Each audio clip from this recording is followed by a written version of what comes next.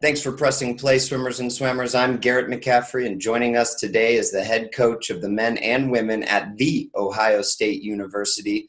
This past week, he was named to the staff of USA's World Championship coaching staff. He's Bill Dorenkott, and this is the SwimSwam podcast.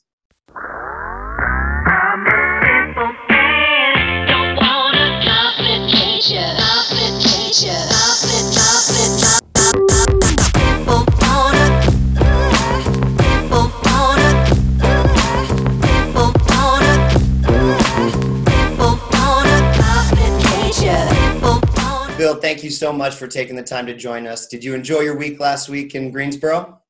Garrett, it was a heck of a week, and not just our two top guys that made the team, but really top to bottom. We had 9 kids out there, and final exam started last week, so we took kind of a skeleton crew. But we also took kids we thought could get second swims, and sure enough, we swam pretty well. Let's start with one of those top guys, Hunter Armstrong, and the success that he had last week. When did you know Hunter was going to go off the way he did? Well, it's really, there's a big backstory. I won't share it right now, but Hunter was a late bloomer, and he really started to come on the scene the summer after his senior year of high school. And Mike Davidson and Brenda Worley from up in that part of the state did a great job of helping him grow, helping him improve. He broke out that summer, made the U.S. National Junior team.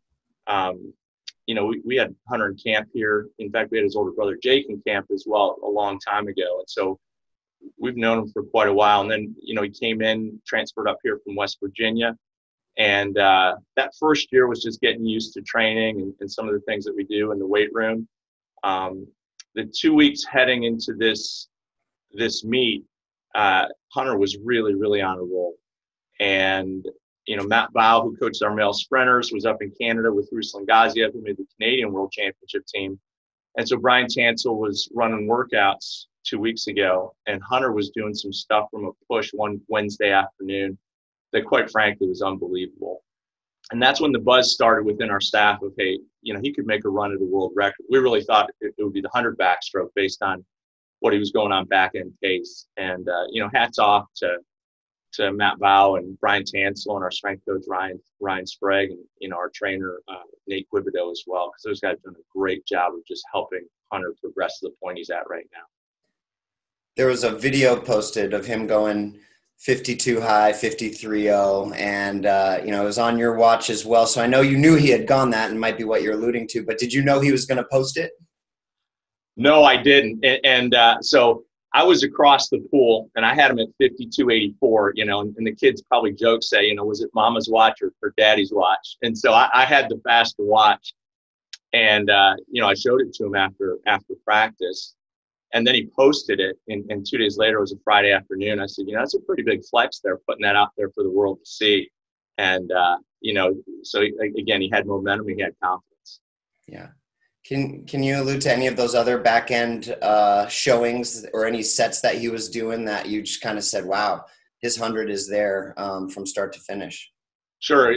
Again, two weeks out, it was a Wednesday afternoon. We're set up long course. Hunter had suited up.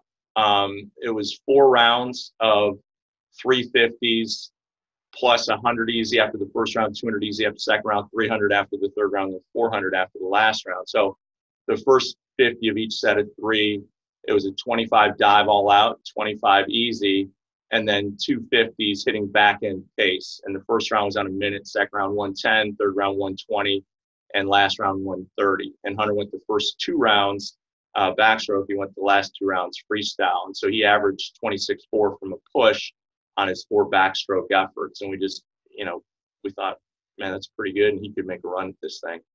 Yeah. Before he got a chance at that 100 backstroke, he went off in that 50 backstroke, fastest ever. And the biggest takeaway I think people were talking about when they watched the video is his tempo for such a big guy.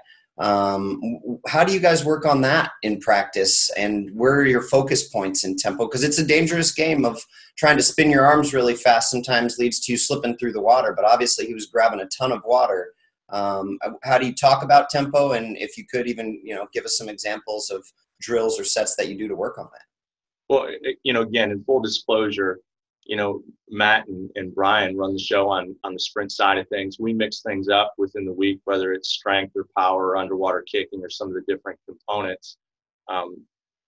Hunter's always had a lot of tempo. He's added some strength to that tempo, and then certainly the power work he's done, whether it's been, power towers, shoots, power racks, has added something to it. So I think people that looked at him physically a year ago and then looked at him again physically this year would notice that he's added some strength to his frame, and his frame is a gift, right? I mean, he's built for speed. I think the scary part is that he's really just scratching the surface. I mean, there's a lot to improve on. There's a lot to go from here, and so his upside's unbelievable. Yes, still figuring out even all the things that he's great at. I think it might have surprised some people that he made the team as well in the 100 freestyle. Was that a surprise to you and your staff at all? He does most of his training freestyle, so I'd say 75% of his training is freestyle, not backstroke. And again, he was doing some things leading in. Obviously, he had a good short course season. Probably not as good relative to where he's at long course wise internationally, but he's 41 mid in the 100. Put up some nice splits on relays as well. So it didn't come as a complete shock. Quite frankly, Matt thought he might make a run at 47, and so it's a good progression. I think he was 49 low a year ago, 49.3. So going in the right direction. And then he kind of shocked the world as well with an announcement that he was going to forego his last 2 years of eligibility and turn professional. Were you part of that discussion at all with him? Certainly we had conversations, and, he's been thinking about it, and he is a better long course swimmer than he is a short course swimmer. I'd be lying if I said that we're not going to miss him, because obviously it's been a big part of what we've done. But we're going to support him, and it's the right thing to do. And, he always represented Ohio State with class and with dignity. And so for that, we're always going to be grateful. Will he remain in Columbus and training with you guys? I think that's to be determined. He's going to have so many opportunities. I do believe he could go a lot of places and have success. The question is, what's going to be best for him, not just athletically, but also for his growth as a young man, because that was probably my biggest concern, was not the swimming part of it, but just continuing to be in an environment with people around him who could support him and just make sure they have his back. Yeah. Well, I mean, the success, he's not alone. Charlie Clark also made the team, right? In that, in distance freestyle. What does that say about your program as a whole? And when did you kind of have a good feeling about what Charlie was capable of last week? Charlie's he's a pretty amazing story in and of himself. The two guys have a lot in common. They're both Ohio natives. They're both small town guys. They weren't rock stars coming out of high school. Somebody told me the other day that Zach Apple and Hunter Armstrong, they both made the U.S. Olympic team. They never won a state championship coming out of high school. And Charlie was a kid that I'd watched results really closely. I'm an Ohio native, and so I'm always checking meets, and sometimes they're off the beaten path meets, so it might be, the Flag City Invite in Findlay, Ohio in the summer, and there he is going prelims and finals of 12 events. And so I think there's something to be said for somebody who loves the sport, loves to race. He was good his junior year of high school, and he's not a really big, imposing kid. His strokes are good, but not unbelievable. And, we started the recruiting process, and it was really a good fit personality-wise. And he came down, I said, look, Charlie, we'd love to have you, but we're going to ask you to walk on. And he said, what do I need to do to get a scholarship? I said, I'll tell you what, if you qualify for Olympic trials the summer of your senior year, I said, I'll give you books.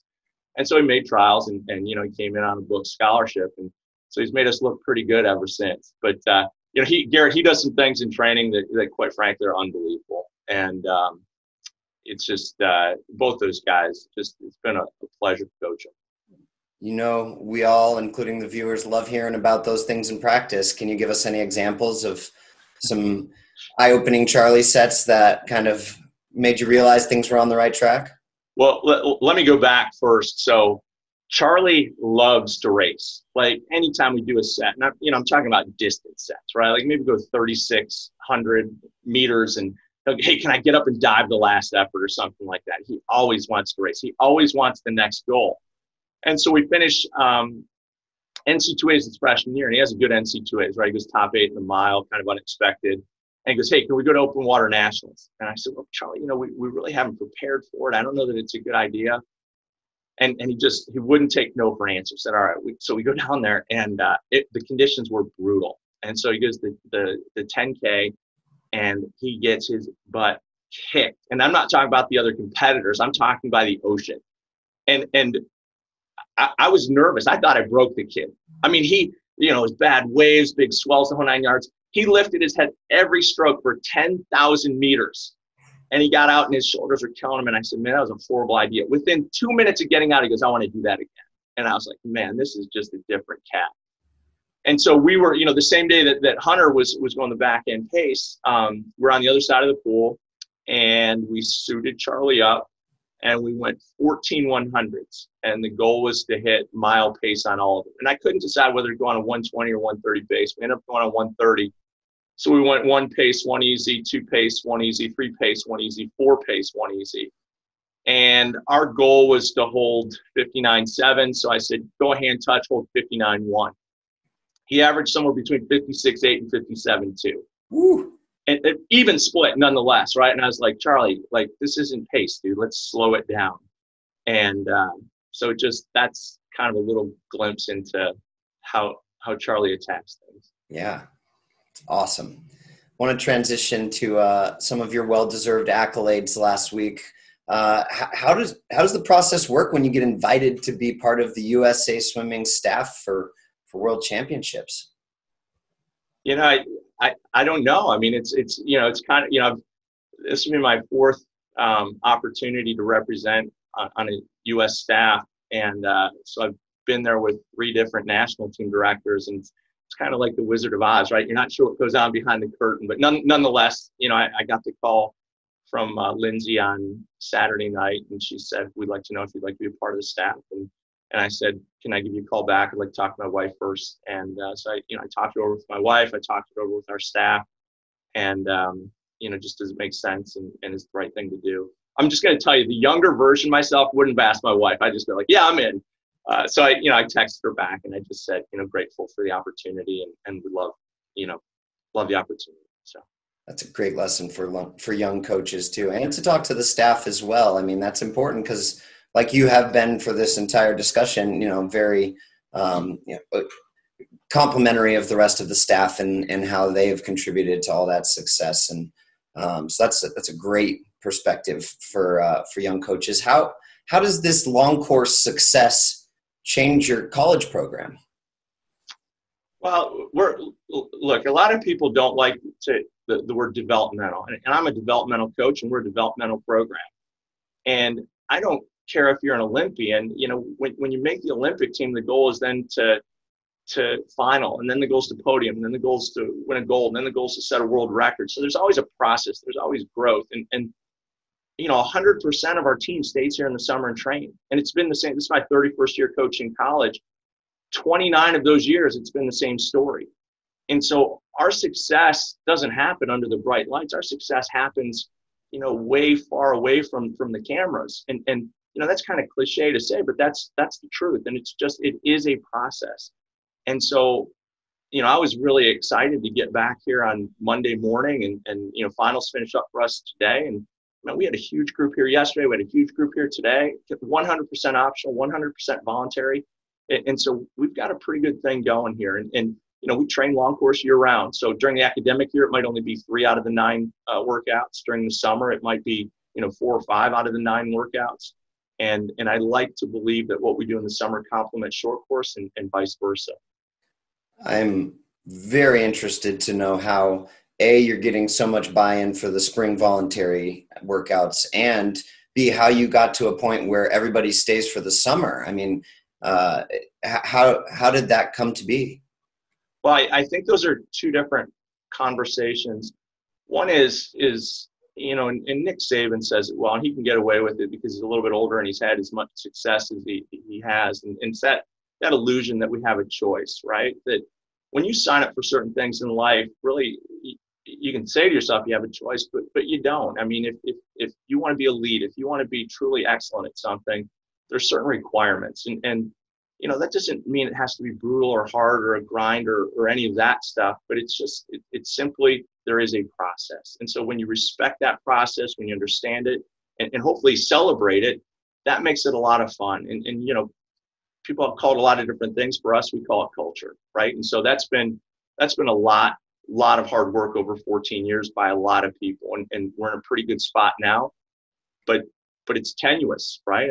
I mean, kids today, there's never been a better time to be a college student athlete. It's never been a harder time. And so for us as coaches, it means we've got to continue to grow. We've got to continue to evolve to make sure that culture meets our kids' needs where they are today. I'm not the same coach I was 5 years ago, 10, or even 20 years ago. And I better not be the coach next year that I am today. So that's the first piece. The second piece is the summer piece. And look, this isn't a recruiting pitch for Ohio State. We're blessed. And I think everybody from the outside looking in knows that we're blessed. So we've got some opportunities and some resources here that, quite frankly, nowhere else in the country has. So if you're on a books scholarship at Ohio State, summer is free tuition, books, and fees. Our athletic department provides internships for a large part of our team. Our kids are going to graduate on time. That's a little bit misleading because they're all going to take classes in the summer. Summer is way busier than the academic year because it's going to be research, internships, might be a part-time job, training. We're going to compete. And so there's a lot of moving pieces. So we'll be really busy till about that first week of August, and then we'll shut it down, for about 2 or 3 weeks. We have a handful of kids, Commonwealth Games or, maybe somebody getting prepared for Australian short course world championships in September. But by and large, August, we'll shut it down for most of the team.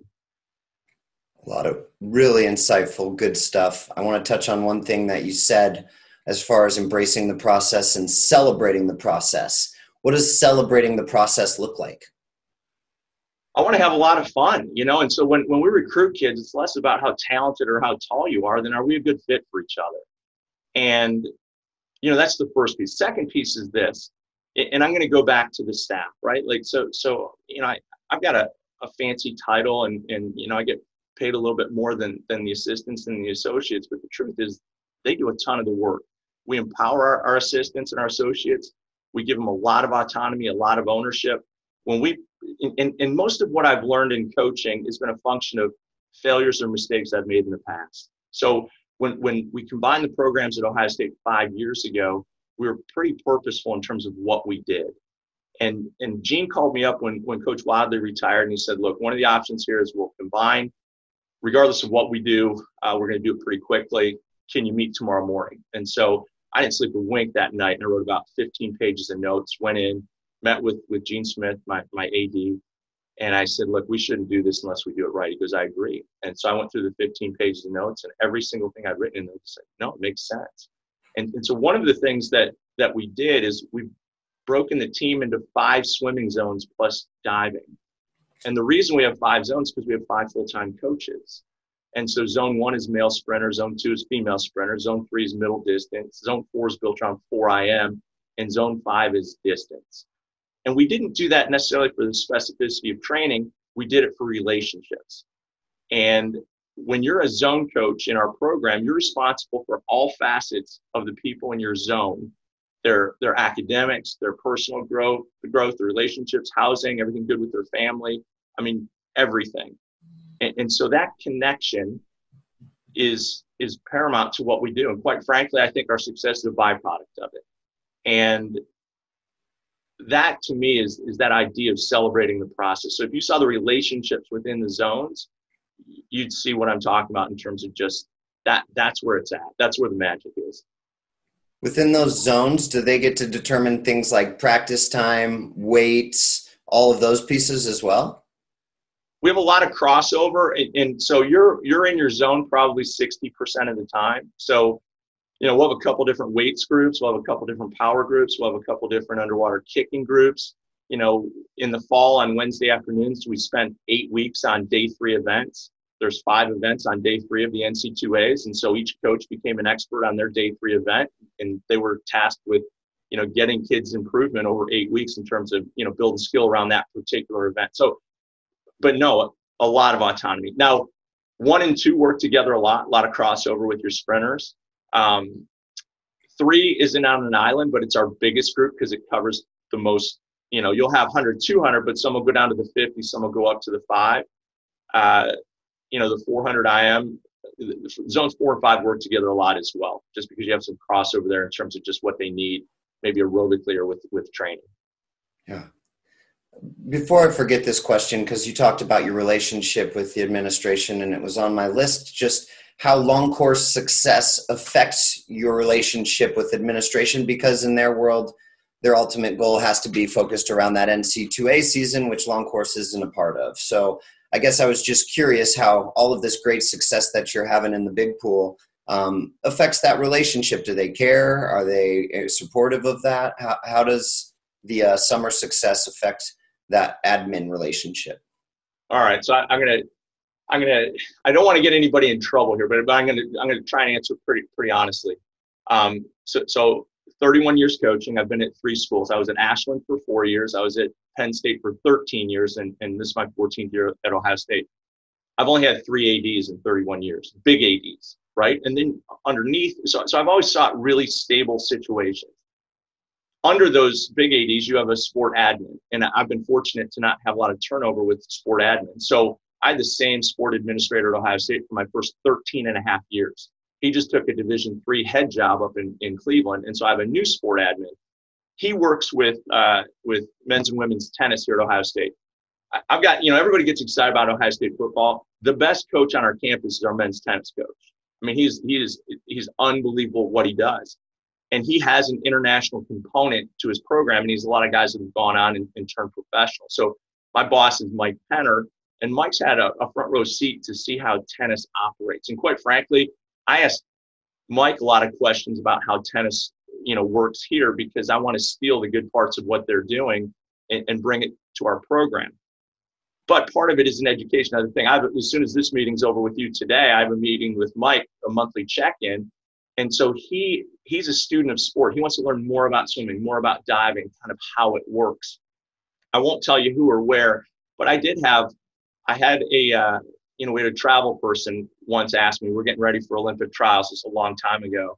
And he said, do we really need to be taking kids to these meets? Like, this is a lot of money and it's a lot of extra effort. And I didn't say anything. And then I had another, administrator once ask, and it wasn't at Ohio State, is this really kind of the path that you want to go on? And early in my career, I thought I wanted to be all things to all people, meaning, I wanted a pro team, and I wanted to, have Olympians and national champions, win NCAAs, all that thing. I'm a college coach, and that's my sweet spot. And anything that happens above and beyond that is just icing on the cake. And so, if our kids are graduating in a timely fashion, they're leaving without much debt, and they're either getting into graduate professional school, have a job, or go pro, then life is good. And so, but you're right. I mean, it's my biggest concern, obviously, besides being away from my family for a month, is being away from the team, because I was away from the team last summer way too much, and it hurt me in terms of just relationships with the kids and the groups. And so I've been very mindful this spring of making sure that I'm in town as much as I can be. So, I mean, last summer, it was Big Tens, NCs, Open Water Nationals, TY Army, Wave 1, Wave 2, sectionals, nationals, and I think I was going somewhere else as well. So you can do the math on that. Yeah. I mean, it's the support of the administration and just the way that the team is building obviously pulls you in a bunch of different directions. What's your vision at this point? And I'm sure it's different than the vision you had 14 years ago when you took on this position, but what would your vision for the program be for 5 years down the road right now? I think that, and this, I'm not being disingenuous saying this, look, if we're continuing to grow, if kids come in here, if they have a good experience, if they get faster in the pool and they can look back and say, you know what, that was pretty cool, then we did our part. We've consistently been in the top 10 for the past 3 or 4 years. So the, next logical thing is try and move in the top 5. Consistently compete for Big Ten titles, help our kids pursue their dreams or their goals on the international stage. And so that's from an athletic standpoint, that's kind of where we are and what we want to do. What do you see as the things that need to happen for that to take place, starting to pop into the top 5, maybe even, top 3? What needs to happen for Ohio State to be in the mix there? Well, I think consistency. We've kept a staff together for 5 years. Jordan Wolfram got the head job at UCLA. We'll have coaches on this current staff that can and should get opportunities elsewhere. There's no question. We're probably one of the few programs in the country where I've got 5 coaches on staff who could hang a shingle as a head coach in the NC2A tomorrow. And I know how blessed I am to have an unbelievable staff. But we've been fortunate to keep a group together for a while. Success breeds success, and just the limited, success we've had over the past 12 or 18 months, the caliber of recruits that are looking at us has changed significantly. And so the hope is to keep that going. Can Ohio State win a national championship in the next 5 to 10? There's no question. Yeah, all the pieces are here. The weak link might be right here. That's yes, we can. I'd like to go the opposite way with that question then, or that answer, I should say, because when I talk to some of your assistants, they say that you are the strong link that makes everything go together. You got to brag about yourself here. I know it's not always easy, but what are you doing so well that is leading to this success of the program? What have you learned? And I know you've been very humble in the way that you've talked about your success coming from past mistakes, but what would you say you're doing really well right now? Well, my role or my vision has changed, and that's not a function of age. That's, I can look around at Ohio State and see some people doing stuff at a really high level. So one, I've got an AD who's as good as they come. He's transparent. He's very authentic. And I don't feel like I work for him. I feel like I work with him, and I want to represent him in the university at a high level because he's as good as they come.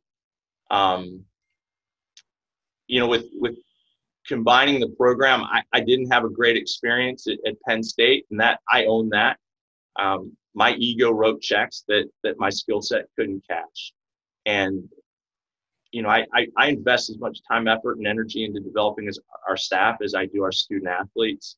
And I'm very proud of that. So whether it's volunteers or assistants or associate head coaches, and then you've got support staff as well. And let's face it, swimming and diving is a little bit different than a lot of other sports. And so whether it's, nutrition, sports psych, strength and conditioning, athletic training, we've got a lot of people in alignment. We work hard at that. We meet 3 times a week as a staff, and all those support people come in and meet with us as well. So they're invested, and that's something that's pretty neat. And I'll say this tongue in cheek. I work with Zone 5, and people say, well, why? My passion isn't necessarily distance swimming, and this is honest to goodness truth. It's because I had last pick. I'll let all of our assistants pick what zones they wanted to work with. And that way I was putting people into roles or areas where they were going to be invested, and it played to their strengths. And it ended up working out really well because I have a little bit of a smaller group, and I always have one of our volunteer assistants go with me. And that allows me to not micromanage, but to keep an eye on kind of the bigger picture. So I've stolen some things from Ohio State football. I've stolen some things from other coaches here at the university, and a lot of them have worked, and some of them haven't. When it comes to filling in those other 4 roles, the other 5 coaches that are full time, what do you look for that makes, in your opinion, a good coach? Not a good assistant coach, because I know that's a big trendy thing to ask coaches what makes a good assistant coach, which is important too. But what makes a good swimming coach? Break it down as simple as you can. Like, when you're hiring, what are you looking for that makes a good swim coach? So it's not even a swimming coach. It's just a coach, and it's 3 things. It's connection, it's character, and it's competence. You've got to be elite in those 3 areas. And I would argue, for us, connection is just taking the time to care, listen, and connect. And you look at Matt Bow, and Matt comes to mind because he works with Hunter. His gift, he's a good coach. He can coach any of the 5 zones, right? His gift is EQ. he has incredible emotional intelligence, and his ability to connect with athletes is world class. And that's the goal, is to find people that can connect at a high level. And it gets harder and harder, right? Because there's a lot going on in the world today. Character, you can't tell somebody you're high character. It's just observed behavior over time. You can make some assumptions, and certainly, every time I go to a meet, I'm kind of keeping an eye on people to see, if we lose somebody, who do I want to bring in? I want to bring in somebody where we're not going to miss a beat. And then competence, quite frankly, is why I get out of bed in the morning, right? It's simply the ability to help get people from point A to point B. And for us in a collegiate setting, that's academically, that's athletically, and it's also personal growth. So no, those three things those drive my decisions in terms of who I want to surround myself with. Great stuff. A lot of really good stuff. I got two more questions, and I think they're fun ones because they revolve around fun, which I think is something we should talk about as coaches. How do you make practice fun? We talked about celebrating stuff, but how do you make practice fun? If the team needs one, how do you make practice fun? Well, I'm going to be honest with you. So I had an awesome week last week, not just because the kids were swimming well. It was a small group. It was finals. A lot of them were stressing out about that. So I was just trying to keep things light. I had a gut feeling we were going to be pretty good last week. And I tell the kids, I said, look, you can't miss a taper. You can miss a season. You can't miss a taper, right? And at that point in the year, my role is really, it's to drive the vans, it's to order the food. So, just kind of keep you out of your own way. So Amy Fulmer, she's got ready for the 50 backstroke, right? And Amy Fulmer, she's another small town kid, right? She's Bell Fountain, Ohio. And I said, all right, Amy, I said, if you go top 8 in the 50 backstroke, I'm going to ride the pony down the pool deck. And I said, then you've got to come back with the 6 shooters, and then Brian's going to make it rain. And I think she finished 9th in prelims, but then she finaled in the 100 backstroke. And so she was walking back towards us, and we had a little bit of fun with her. But just, with the group I work with 60% of the time, which is the distance kids, you get to know kids on a pretty deep level, and you can kind of tell when they're having a good day, when they're not having. And I like to have a lot of fun when I coach, right? And let's face it, if you can make distance swimming fun, life's pretty good. For sure. And speaking of life being pretty good, last question: what do you do for fun outside the pool?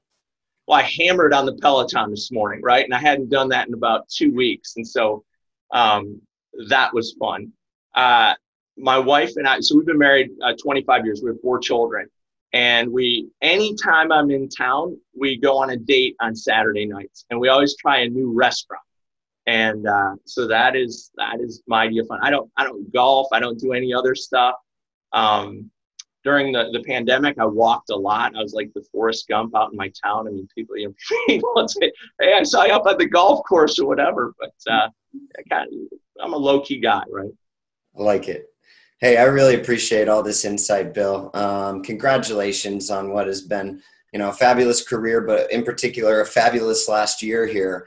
And yeah, it sounds like Ohio State is in such a good place, and I can't wait to watch the continued growth. And as a young college coach, I just really appreciate the insight and all of the valuable tips and insights that you just lent us. So thank you very much for your time, Bill. Well, Garrett, I'm grateful for the opportunity, and you and I have known it. You were up in Seattle, and Pat Shirk won a title way back in the day, and so I love your passion for the sport, and I'm grateful for our relationship. Thank you so much. All right, have a great day. You too.